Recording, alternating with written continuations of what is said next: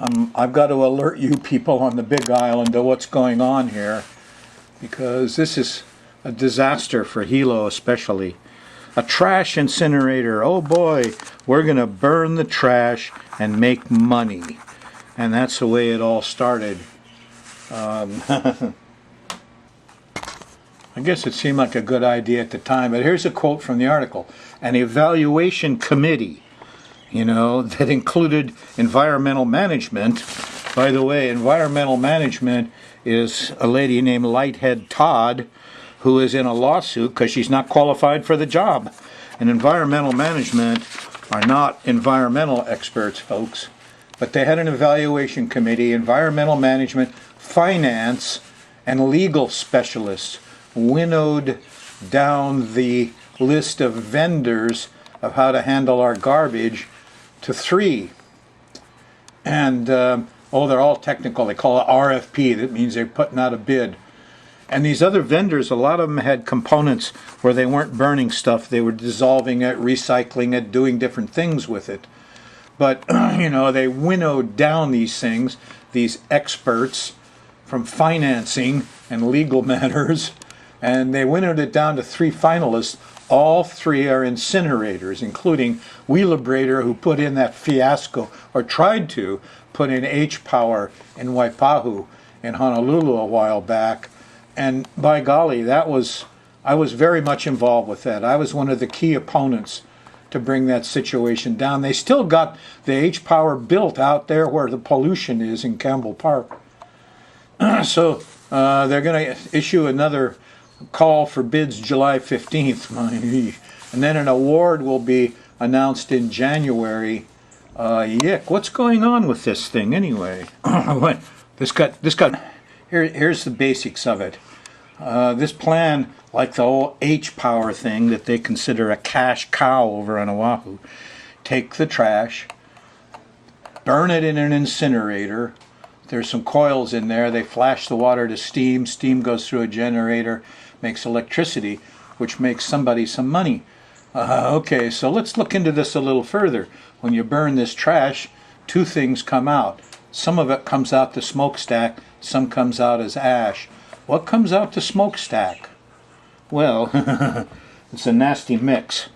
I got a Master of Science degree in environmental health and studied this all my life. And here's just even a short list. First of all, stuff like asbestos. It's not destroyed in fire. Asbestos is a mineral. Here's a hunk of asbestos. It's kind of beautiful stuff when you see it in a mine, but it's a mineral. So burning it does not destroy it. And boy, our trash. Here's a beauty. Lead fumes. You can't destroy lead. Good example is they put lead in gasoline and run it through an engine, and it comes out the other side as a fume, a much smaller lead particle. And then the fume slowly cools and crystallizes into a tiny crystal, falls out on the side of the road. Well, Dr. Needleman found out, a dentist, that a little bit of lead in a kid's brain before your skull is full size, the lead goes right to the brain, permanent loss of IQ. The people who grew up in the cities where that lead from gasoline was all over the roads and the side of the roads, and there was lead in all the paint, the difference in IQ is like 10, 15 points to a kid who's reared on a farm or in the suburbs where they didn't have these pollutants. Lead is like plutonium to children. It is not destroyed in the incinerator. They're not scrubbing it out. It'll go into a fume, much smaller than cigarette smoke, and it'll go a long ways. And boy, you don't want that in your kids. The smallest amount, your kid's IQ drops permanently. Here's a funny one, VC gas. VC gas is PVC gas, okay? PVC plastic is burned, vinyl chloride gas comes off, colorless, odorless, gives liver cancer 30 years later. Yeah, they found out in meat markets in Florida. What's going on? All this stuff is going up in the air, and it's a windward place. They're going to put it out by the airport. It's all coming down on Hilo Town. Okay, I got more to say about this public health disaster they call a power plant to burn trash and get electricity and make money. Oh boy. I want to discuss just one of the possible nasty things. All the metals, let's put them aside, the asbestos, all that, all kind of. I want to talk about VC gas, vinyl chloride gas, for a minute here. I found out about this in the 70s. I joined OSHA. I had an office down in the Gold Bond building, and we were doing inspections. I inspected hundreds of businesses and things. While I was there, a thing came across my desk about VC gas. It turns out that there were some guys studying liver cancers down in Florida, and they noticed that a bunch of the guys who had these incurable liver cancers worked in meat markets. And so somebody went snooping around the meat market, and what did they find? That all these meat markets that these guys worked in had these automatic machines that, you know, they automatically wrap your meat. And what do they wrap it in? PVC plastic. Okay, polyvinyl chloride. Turns out poly just means many. If you burn the most common plastic you see, it's on the bottom of your shoes, it's every place in the world. You can't believe how much PVC plastic there is. It's in all your packaging and stuff. When you burn this stuff, the polys go away, and what you get is vinyl chloride. Vinyl chloride is a gas. It's colorless. It's odorless. You can't smell it. You can't see it. Okay? VC gas. But you breathe it, and enough of it, and down the road, 20 years later, you get this incurable liver cancer. And wow, this was astounding. Here I was, my job at the local Honolulu OSHA office was to educate the public and industry about these very hazards. So when I saw this, I was blown away. You know, wow. Okay, a short time later, an owner, I was doing consultations for OSHA, and business guys and the owners of companies and factories and stuff could call us up and ask for a free consultation, no tickets involved. And I would go out there as a consultant. And I didn't give tickets. I didn't make fines. I'd write it all down. I'd cite the law, and then I left it for them to fix. So anyway, here I am. I went out to Haleiwa, and there was a supermarket out there. It's still there. And the supermarket guys asked me to inspect. I was going through their heaters and their bathrooms and all where the customers are. And then I saw that on one side there was this nice long glass enclosure. And in the glass enclosure there was these machine. And the machine was the meat wrapping machine. And I was immediately interested.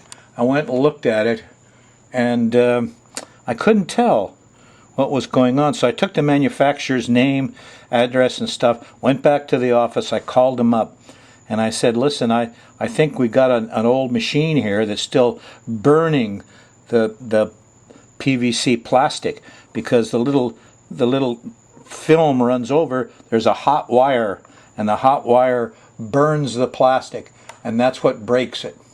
So the manufacturers of these meat wrapping machines put in a transformer, and they, supposedly fixed them, is what the article in OSHA said. This one hadn't been fixed. The manufacturer freaked out. Don't let anybody use it. Don't do anything. Right away, they sent a man out with a transformer. They replaced this wire. They put in a lower voltage one that melted the PVC plastic and didn't burn it.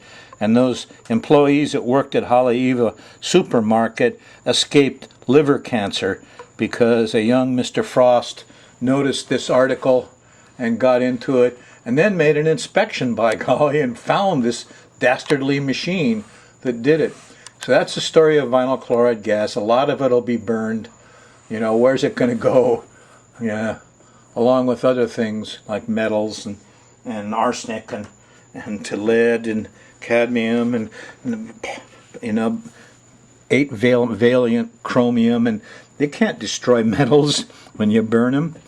Most stuff is not destroyed when you burn it, just because then small particles goes up in the air, shoom, and comes down where?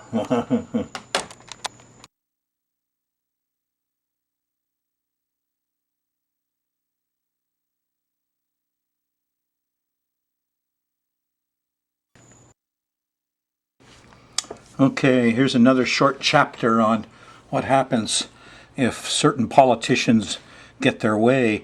Actually, they loaded up the committee with legal and banking finance people and said, oh yeah, burn the garbage. Well, if you want to burn the trash, you know, it's a public health disaster, an experiment in cancer for Hilo that'll go 20 years. So here's another detail you might think about. When I was a young man, I learned about this powder called Paris green. And I found out about it because of some stuff I read sitting in the OSHA office, and there were people motivated to help OSHA go along. Well, Paris green turns out to be arsenic trioxide. And everybody used it in Hawaii. It's a real bright green psychedelic powder, about the color of this print here I've got. And arsenic trioxide turned out to be a carcinogen, but not any carcinogen. Turned out to be 100% carcinogenic. How do they learn that? They do rat studies. And they used arsenic trioxide because it always gave the cancer. You inhale even a small little particle of arsenic trioxide gets into your lungs. 20 years later, there will be a cancer around that particle. Now, this is arsenic trioxide. Arsenic is a poisonous metal. You can't destroy metals by burning them, no. Arsenic trioxide, 100% carcinogen. It was a really scary thing because later on, I was working down in the cellar of my house over there on the heights above UH, and I heard that the previous owner had died because of his worries over termites. And I was down there, and I took down a piece of wall board nailed up on the ceiling, and all this green powder came showering down on me. What the hell is that? That is arsenic trioxide. Held my breath, ran out, get under the hose. What a mess. That guy had put Paris green. They'd put a hole in the wall and blow the green powder in with the bellows or into the ceiling, and boy, it killed the termites, all right. And the old guy that owned that home was killing termites, and the home was termite eaten. I had a big problem when I bought it, but he died. They said I don't know, a heart attack, but it wasn't. It was arsenic poisoning. So what's going on here? If you burn it, will it destroy the arsenic trioxide? I don't know. It won't destroy the arsenic. It might destroy the trioxide. Is like a rust. I mean, if you put rusted metal into the fire, it'll burn off the oxygen from the rust, and you'll just get iron. And maybe it'll burn off the trioxide, and we'll just get arsenic. But arsenic is pretty bad stuff. And it's going to come out the smokestack like all the other stuff. And yow, terrible. You'll run into this a lot, especially in the older homes. This green powder, look out! It's 100% carcinogenic. Interesting story. They tried to make some wallboard out of bagasse-based wallboard. They had all this bagasse from the sugar cane. So they're making wallboard that turned out had too much sugar in it. And rats would come and eat the wallboard to get the sugar. So what'd they do? They added Paris green. Yeah. All over Hawaii, this carcinogenic green, pretty green powder, isn't it? Ugh. Going back to the start of this thing, and that is, who writes these proposals? And what we know now is that there were representatives from the Department of Finance, the legal department, and environmental management is kind of a strange name because, was it Lighthead Todd is totally involved with lawsuits and about her, her background, and she qualified. But these guys aren't serious about environmental management. No, they're just like the legal and finance people, and they wrote the proposals. And they wrote the proposals in such a way about money and things. And then they got 3 from the 7. and they winnowed it down, they said, and all three were burners, things that burned. You got three different corporations willing to burn your garbage for money. Oh, yeah, don't make any mistake about that. What's the result of burning this stuff? Well, there's going to be legal suits and lawsuits about pollution and health. And you know, the money here that is spent burning the trash is going to mainland corporations. Yes, it's pretty sad. On top of that, we'll get famous because we're certainly not recognizing global warming. All these people, you know, they're so anxious to burn your trash to make a little money with electricity.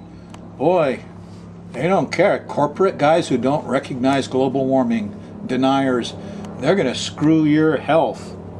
Yeah, it's kind of sad. Now, what could you do? How could you do this another way? Well, let's talk about getting some different people in there. Some people like me within degrees in environmental health that have dealt with burning pollution all my life. You know, there are people who aren't corporate bullshit artists. How about some labor, some unions? How about somebody to represent the working people? How about some health professionals, any kind of health professional? You know, even some MDs if they're concerned with lung pollution. And I think the first criteria for putting these out to bid would be no burning. If we're going to put this in around Hilo, no burning. No. You know what happens if you don't burn it? Well, it costs a little more because you got to hire a bunch of people to separate things and run production lines. You dissolve this, you separate out that, you do all these different things to different side streams from the trash. More local jobs. Yeah, it could take 50 people to really handle all the trash on our island and turn it into useful recycles and things we can sell. You know who, if we put in 50 people here, all that money goes to our island and to our people. These guys are just going to go out and buy groceries with it. No global warming, or they're not going to make fun of us. No burning. You're taking care of your health, not the corporate money. So it all stems really from how they set this up. Who's there? Is this lawyers and bankers? Or is this people who are aware of the pollution? That's the first thing. Slow down there, Frost. The people that trained me in public speaking, the EST trainers, I took a lot of specialty classes. The thing that came out a lot was speak from your own experience. That's when people listen. So here comes a case history at you from my own experience. When I was at the Department of Health, I was the environmental health specialist, sounds fancy, for the island of Kauai. And this comes from Kalaheo. Those of you that know Kauai, do you know Kalaheo? Kind of sits up on the hill.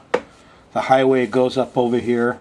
The trade winds come around the island and blow through Kalaheo in this direction. So I was sitting in a actually very crummy little office they gave me. Unbelievable the stuff the health department did to me when I went there to take that job.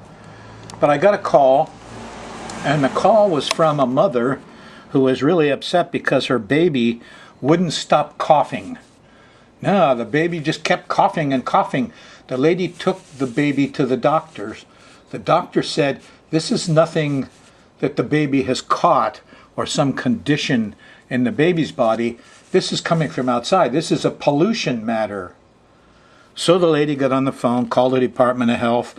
All those guys at the Department of Health, 2 or 3 kind of do-nothing sorts, gladly passed that on to me.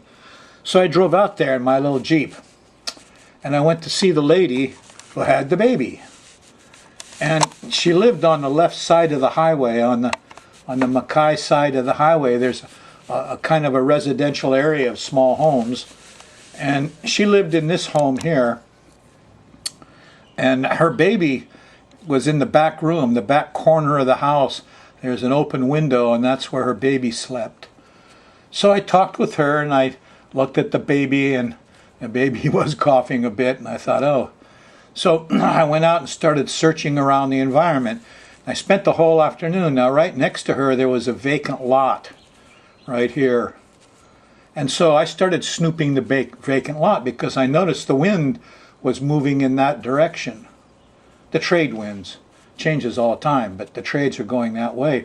So I thought, maybe there's something in that vacant lot, and I'm out there sniffing it and picking up dirt and scuffing my, I'm kind of expecting maybe somebody sprayed something in that vacant lot. They went and round up the lot, and there's Roundup all over, and it dries out and blows in the baby's window. So, I must have spent 2-3 hours here in this vacant lot looking a little bit foolish. But the wind was blowing that way. So I didn't find anything that was obvious there. So I started making little wider circles. And when I got to here, I had to go kitty corner across the street. And there were more houses, and they were kind of small houses. And right here on the corner was a house. And there was a tall fence that ran around this man's house. So you couldn't see much in the house, and so I was pretty gutsy at that point. I kind of grabbed hold of the fence and peeked over the fence, and what I find right here but a pit, a burning pit right on the ground. And in the burning pit there were a bunch of ashes, but most of all there was a smoldering, I say smoldering, there wasn't any smoke coming off it, but it was kind of, half burned coffee cup.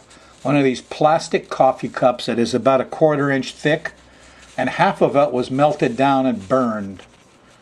And right next to that was a woman's magazine, like you see on the stands as you go through your grocery store. Ladies' magazines.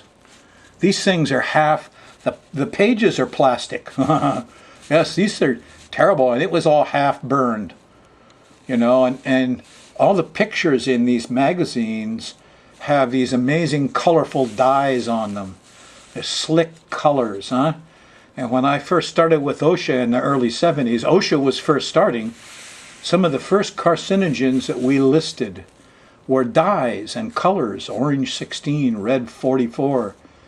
So now nobody outlawed them in the print industry. So the same carcinogenic inks, they printed them on plastic pages with these slick colors, and nobody figured they were going to eat them or smoke them. So nobody's regulating them and saying, you can't use that there. Anyway, there's the half-burned coffee cup and the ladies' magazines half-burned. And, it was over in this corner. The man's house was over here. So he had put his little burn pit downwind of his house. So I went in there and knocked on the door. And I said, could I speak to the master of the house? And this older Filipino man came out. This was his little burn pit. It's almost a tradition in the Filipino, especially the plantation cultures. When you get home, you grab a cold beer, take the garbage out here, and burn it in a little 50-gallon drum or something. We had cases where guys took 50-gallon drums home that had pesticide in them and burned their trash and got sick. Anyway, I went and I started talking to the old man. And the upshot was, we're standing out here, and I'm saying, there's a baby over there in that open window, and I'm trying to get him to walk across the street. But you couldn't see any smoke, and you couldn't smell any smoke. But the combustion products, they went right up over his fence and across the vacant lot and into the open window of the baby. Wind direction was the clue. Now this was very upsetting to the old man. I wound up spending the whole afternoon with him. And I told him all sorts of stories, and I got to be his pal and his buddy. And he very slowly came around that what he was doing here impacted that little baby in his room over here. And in the end, he became my ally and said, well, this is amazing, Mr. Frost. I'm going to go around here, and I'm going to tell all my neighbors, they all do this kind of stuff, that we can't burn these modern materials because they're full of all these chemicals, and I won't burn out there anymore, and the baby will stop coughing. I'll tell you, the unfortunate thing about this is the reason you get Asthma. One of the sad results of this episode is that baby will likely have asthma all its life. Because when you're a small baby, less than 1 year old or so, if you inhale little toxic particles, like you see ladies pumping the baby carriage along the highway, and the little baby's down next to the road, uh-oh, baby's breathing little particles. By the way, don't let me give you the wrong impression. Just because they're planning on putting the incinerator in Hilo doesn't mean you're safe over on the other side. Because the trade winds, just like the lady in Kalaheo, this stuff can go a long way. It's going to blow over the saddle and impact the whole Kona area. Sometimes the trades will carry it around this end of the island. Sometimes the Kona winds will carry it around this side. And it's quite possible it'll get to the other islands too. And think about how Vogue travels around in our islands. So this impacts the whole state.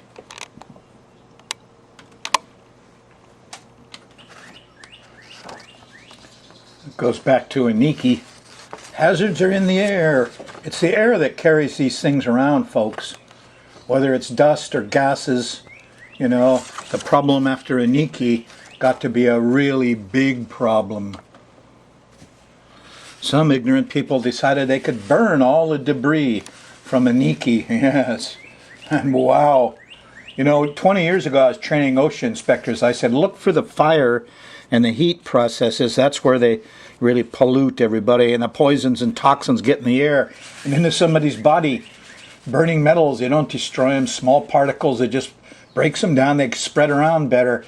The process is not understood by most politicians, or we wouldn't have folks trying to set up incinerators to burn trash, as Hawaii lawmakers tried to do in Waipahu a few years ago. I'm told they're interested in Maui too.